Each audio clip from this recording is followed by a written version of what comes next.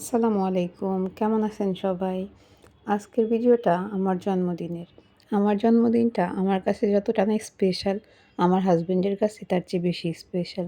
যদিও আমি বাসায় কিছু করতে দিইনি, তাই বলছিল চলো একটু বাইরে যাই, সবাই একটু খাওয়া দাওয়া করি বাইরে গিয়ে। তাই বেরিয়ে পড়েছি সবাই একসঙ্গে।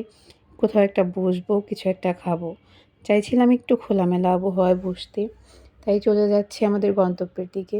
চলে এসেছি রসুইতে। এই রেস্টুরেন্টটা সত্যিই অনেক সুন্দর দেখতে। খোলামেলা পরিবেশ আর চারদিকটা এত আলো ঝলমলে, রাতের বেলাটাই বিশেষ করে বেশি সুন্দর লাগে দেখতে। জায়গাটা সত্যিই খুব সুন্দর।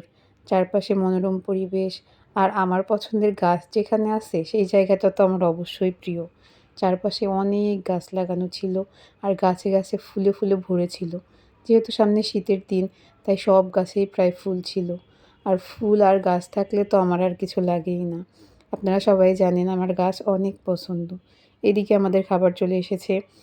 তবে একটা প্রবলেম হয়ে গেছে।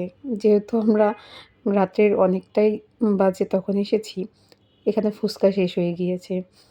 রায়হান তো ফুচকা লাভার, রায়হানের ফুচকা নেই, তাই রায়হানের মন খারাপ। ফুচকা নেই, এজন্য রায়ান কান্না করছো?